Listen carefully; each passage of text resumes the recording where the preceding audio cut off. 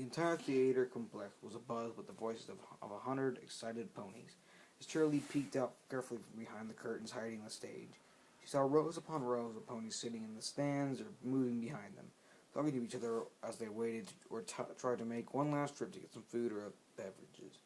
Before the show, she glanced quickly to the left and saw the musicians had already set up in the orchestra pits in front of the stage. They had only been needed for a few scenes, but Cheerilee was still glad to have them.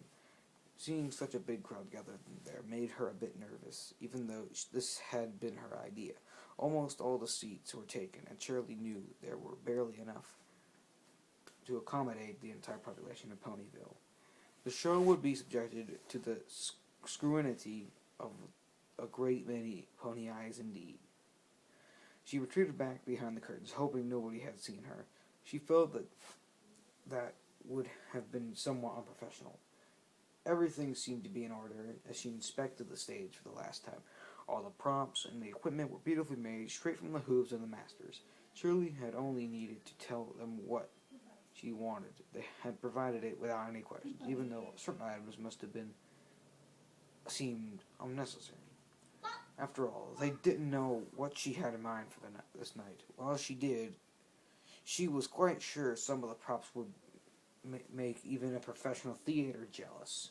The stage was divided into sections, each donating its supposed location. This way, they didn't need time or backstage ponies to change the decor after each act, cutting down on the time needed for scene changes.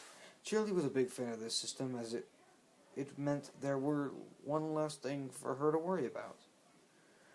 She turned back and headed for stage left, where her students were busy getting all dressed up. It was a total chaos, with bits and pieces of costumes scattered across the room, with sprinkles on a cupcake. At the center of this mess was the Cutie Mark Crusaders. As Cheerilee had come to expect, the fact none of them had sprouted a making trouble Cutie Mark yet surprised her more each and every day.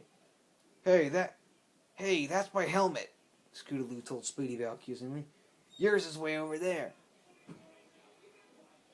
No, it sure isn't, she replied as she lifted the knightly helmet off of her head and held it out for Scootaloo to inspect.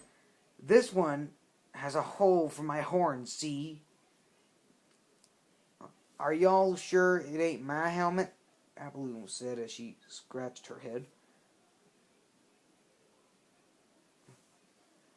The king wears a crown, the other two snapped back. Cheerilee sighed as quickly glanced at her students, Silver Spoon and Diamond Tiara, to progress orderly, if slowly, mainly due to how they constantly flourished and admired each other after every article of clothes they put on.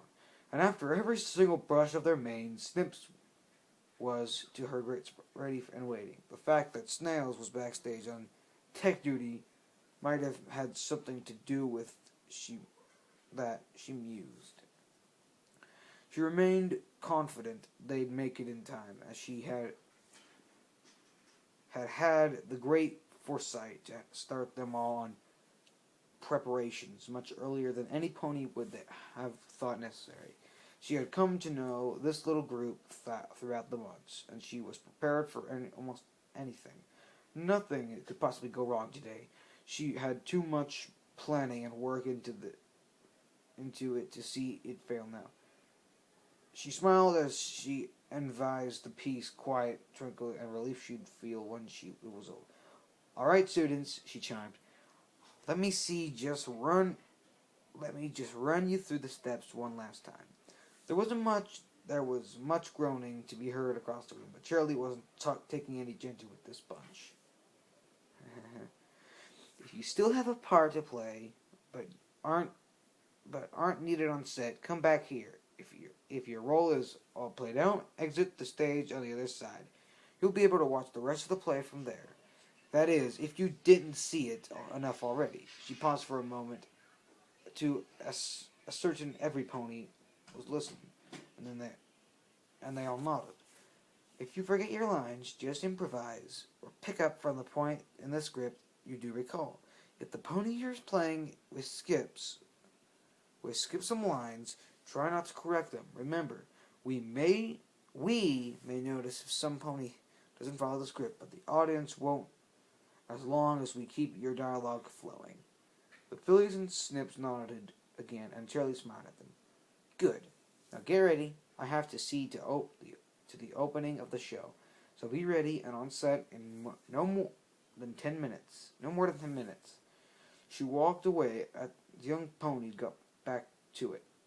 And Cheerilee thought they seemed to quarrel and delay slightly less this time, though that was probably just her imagination.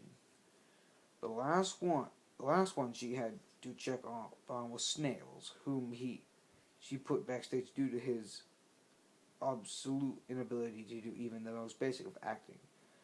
All he'd have to do there was listen for certain cues and then carry out one specific action. She had even written all of them down on a list that was easy enough to follow, even for him.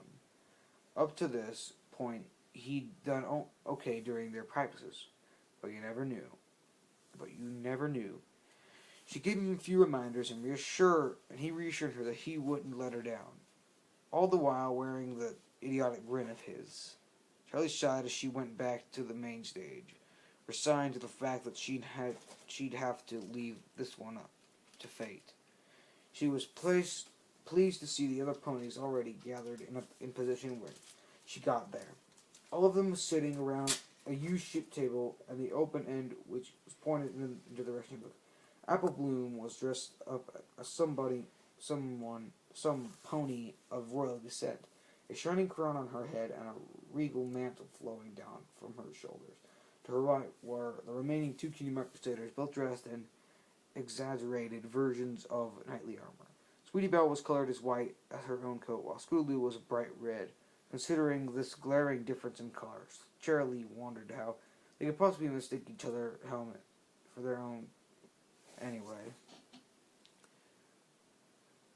they looked heroic and chivalrous compared to the two ponies on which were exactly the idea. Silver Spoon's costume was pitch black, while Diamond Tiara's was a deep purple.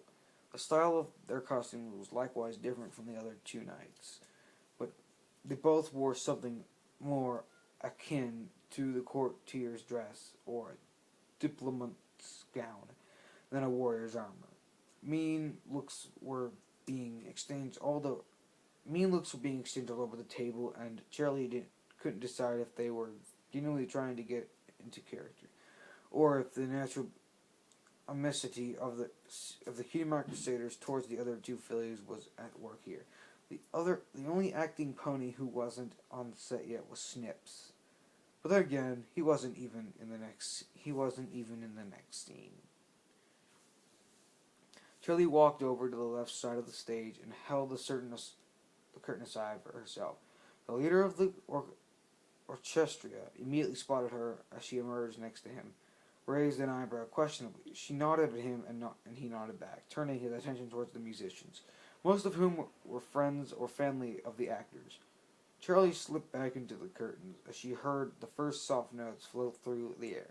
By the time she was back in the century of the stage, the music had increased in volume and could be heard all throughout the theater. The conversation slowly dying down as every pony took their seats.